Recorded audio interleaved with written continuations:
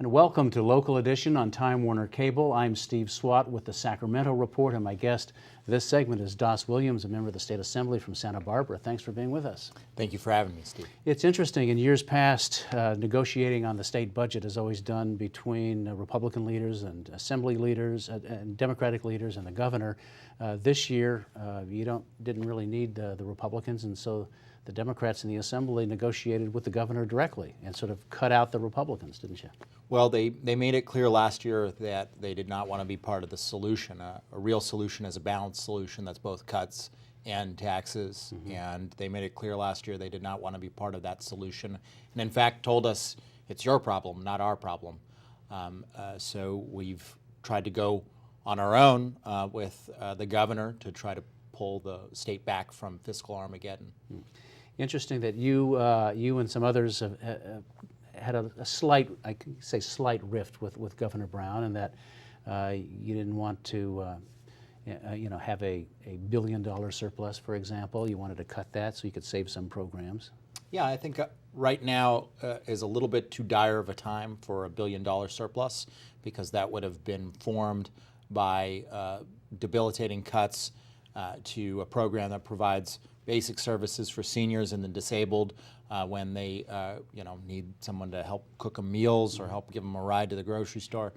And it would have really hurt Cal Grant recipients. And this is really important for me and my district. The future of public education, higher education, I think, is the future of the California economy. We have to make investments there. We have to stop disinvesting in higher education. And I think this budget really goes along with the basic intentions of the governor's, which is to prioritize K-12 education, prioritize public safety, and have a constitutionally balanced budget. Well, you say it's balanced, and Senate President Pro Tem says it's balanced, and I know Bill Lockyer, the treasurer, says it's financeable, even though last year's was not. And yet, is it good financial policy, do you think, to base a budget on a potential tax increase that at best is probably 50-50? Well, I think what it would be is a terrible policy to initiate cuts to our most needed schools and higher education before when we might be able to save them. And that's what the governor's plan is, to save them with the tax increase measure that's in November. Of course, this tax increase is less than the tax decrease we got last year. So I think it's reasonable.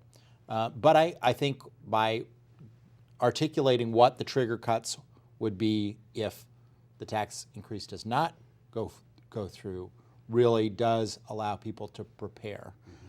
But of course, what people should be preparing for is to convince their friends and neighbors to support the tax increase, because our schools, our institutions of higher education, and our basic humanity, I think, really calls for that kind of action. And you're looking at schools perhaps cutting the school year by 2 weeks? Yeah, that is one way that could be accomplished. But remember, that's because of growing needs. The budget, if the tax measure is passed, actually increases spending to K through 12. So not only could we pull education back from the brink, but we will actually be able to turn a corner and start reinvesting in our K through 12 education system to the tunes of billions of more for the next 4 years if we get on track and pass the governor's tax measure. All right. Well, we're out of time, but Das Williams, member of the Assembly from Santa Barbara, thanks for coming by. Thank you, Steve. We appreciate it. And thanks to our viewers for watching Local Edition on Time Warner Cable. I'm Steve Swat. Have a great day.